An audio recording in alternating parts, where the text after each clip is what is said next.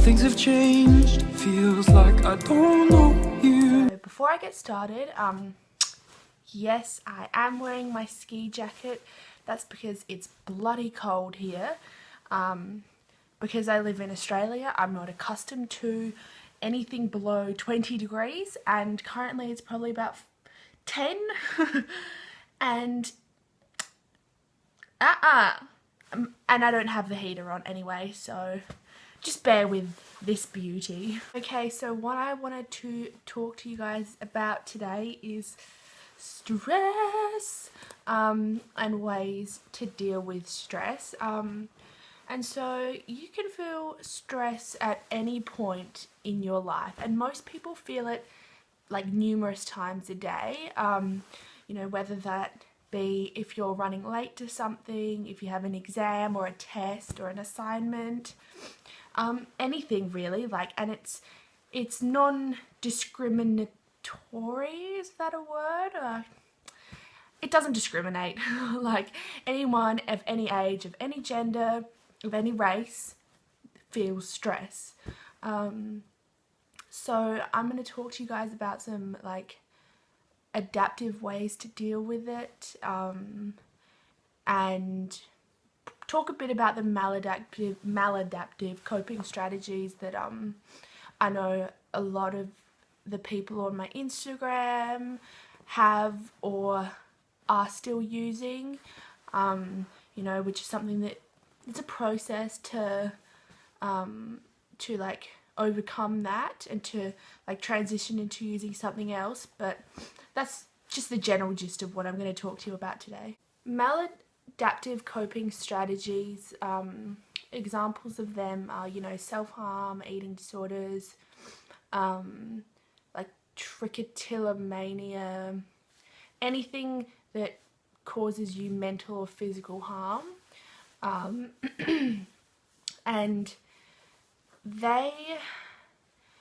we use them because they provide an instant relief. You know, like when you're really stressed out and like you don't know what else to turn to, like that's the first thing you go to that provides an instant relief, but then has like repercussions in the future.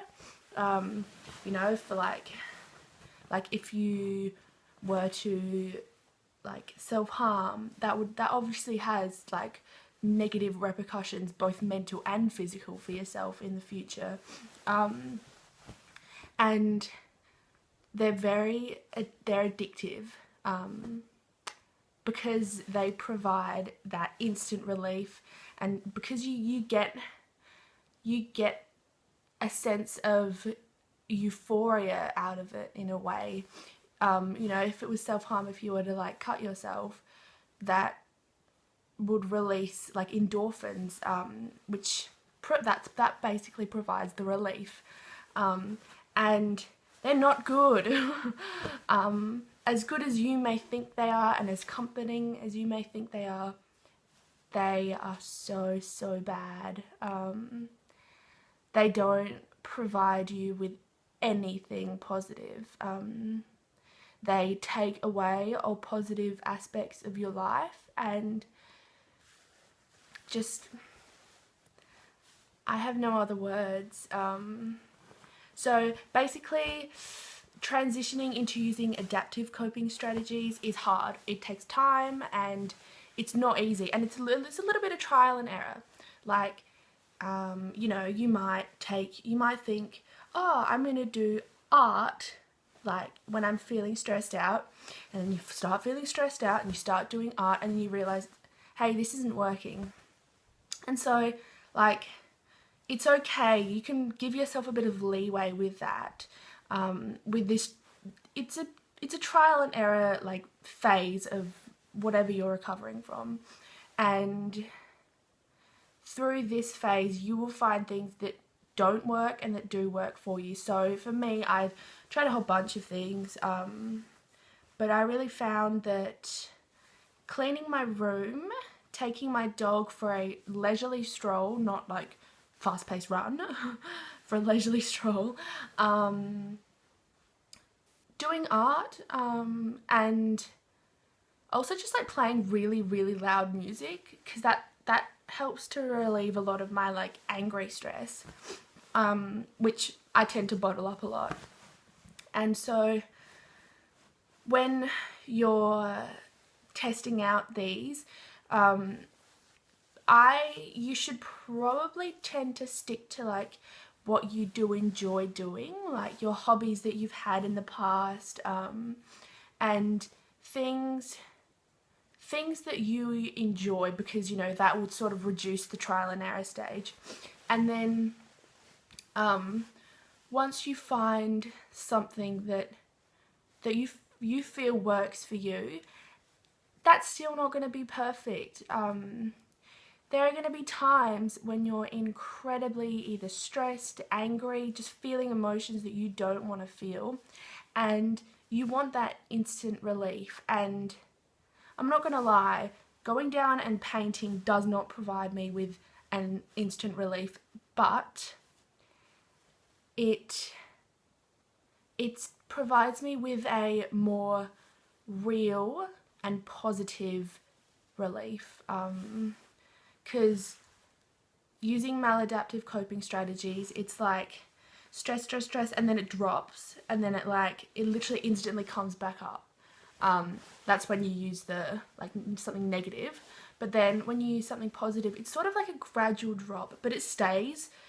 Your stress levels stay low for longer, and also you don't feel negative about yourself like you would if you used a maladaptive coping strategy. So like, you don't feel like you failed, you don't feel like you've like stuffed up your entire recovery, and that's really important to realize, that one slip up does not dictate the rest of the road that you take, because it's not a linear path upwards. It's literally like up and down and up and down, and it's all over the place basically.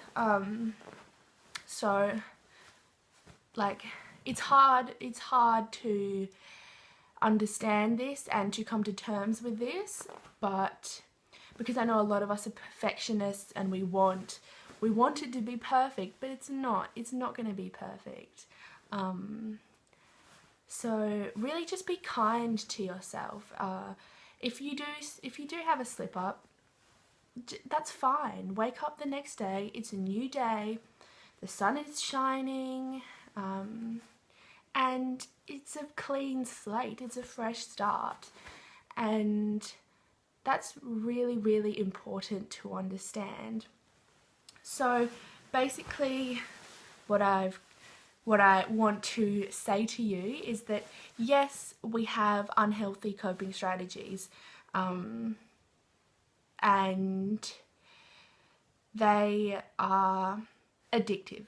Like, they consume our lives basically, and they are hard to let go of. They are very hard to let go of because we feel like they're somewhat ingrained in our personality, or we don't want to let them go because we're afraid to feel these emotions that we don't want to feel.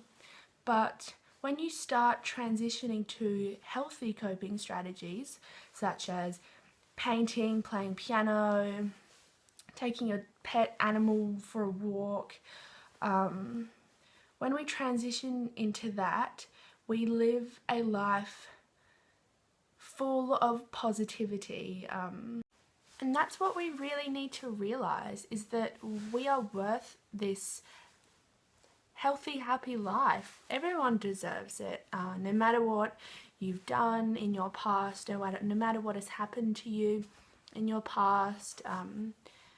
You deserve to thrive. And something that is important to me is that understanding that hurting myself and taking those emotions out on myself is only going to allow those who have hurt me in the past win, basically. It's not going to achieve anything, and what will achieve something is just to thrive. I know I've said that word a lot, but that's true. Just to to be your best in every single way. Do the best that you can do. And when it comes to recovery, it's so important to write a list of what you can do to relieve stress in a healthy way. Because this list, stick it up on your wall or something, because when you feel like so overwhelmed, you can look at that list and be like, hey, I'm gonna play piano now, and concentrate on playing piano, concentrate on painting and doing something positive with this energy. Clean your room, that's something positive. Like, focus your negative energy and just put it on something positive. Thank you guys for listening. I didn't really read off anything today, so there's a lot of like pauses and breaks because I just feel like I want to like speak to you guys instead of like read off a script or whatever.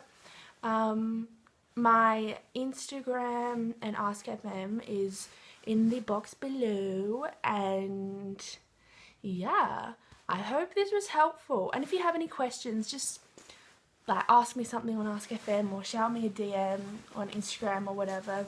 And subscribe if you want to see more of my beautiful face.